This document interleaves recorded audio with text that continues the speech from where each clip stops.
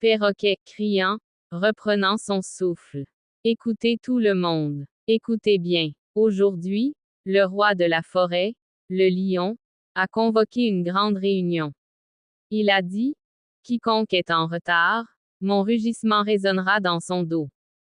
Alors je n'ai pas perdu de temps. Je suis allé chez tout le monde pour les prévenir. Allons-y, tout le monde.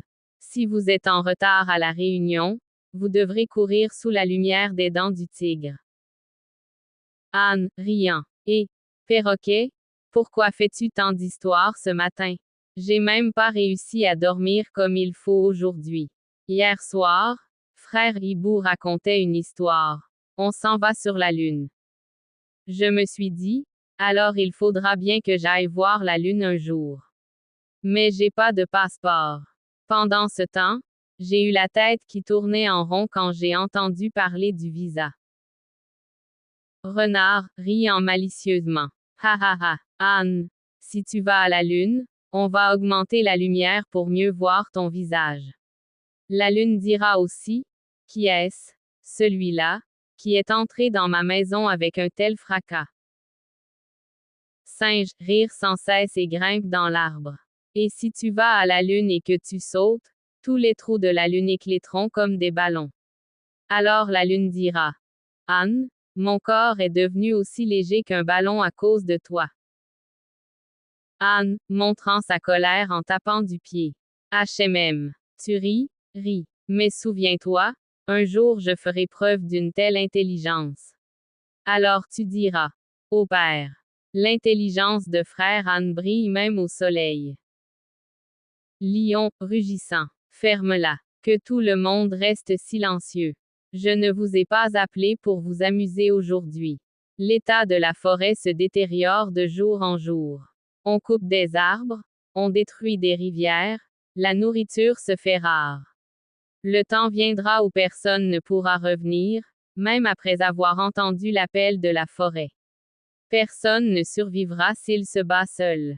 Alors, à partir d'aujourd'hui, unissons-nous. Hibou, d'une voix grave, fermant les yeux. Le roi a raison. J'ai vu hier soir les gens près de la forêt rire en allumant un feu. Ils pensent que la forêt ne sait pas pleurer. Mais je sais. Les arbres pleurent aussi, les rivières pleurent aussi, le vent aussi pleure. Alors, sans unité, sans amour, on disparaîtra de la carte de ce monde.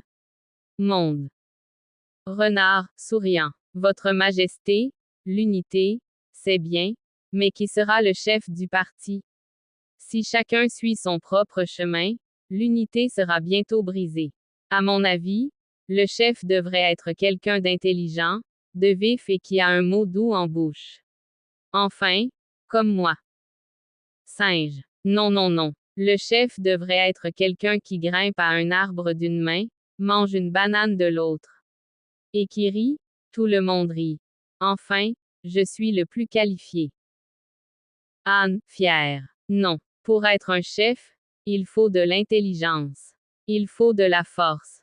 Il faut de la patience. J'ai ces trois qualités en moi. Alors je serai le chef.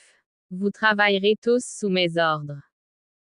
Perroquet, volant, aile déployée. Et, arrête, Anne. Si tu es le chef, la réunion commencera par dang dang dang. Et ça finira par un et ah. Jamais une réunion aussi hilarante n'a eu lieu dans l'histoire de la forêt. Je ne l'avais pas vue. Tout le monde rit de nouveau, l'âne s'assied, la grande gueule. Lion, sérieux. Ferme-la. Arrêtez-vous. Ma décision est définitive. On ira tous ensemble, mais chacun fera sa part. Le perroquet sera le conseiller. Le hibou sera le gardien. Le singe sera le messager. Le renard sera le planificateur. Et l'âne sera le chef. Anne, les yeux écarquillés. Alors je peux donner des ordres à tout le monde maintenant. Alors je dirai dès demain. Faisons le travail, sinon tu ne pourras pas dormir à force d'écouter mes diatribes. Lion, souriant. Oui, frère Anne, tu peux donner des ordres, mais pas d'arrogance. Souviens-toi, l'unité et le travail acharné nous sauveront.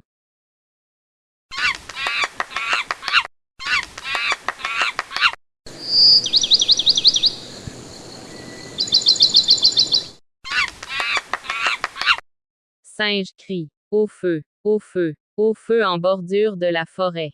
Que quelqu'un agisse, ou c'est la fin. Perroquet, en vol. Tout le monde ensemble. Le temps presse. Hibou, regarde dans la direction où le feu est le plus fort. Renard, rassemble tout le monde. Âne, amène de l'eau à la rivière. Fais du grabuge, mais fais vite.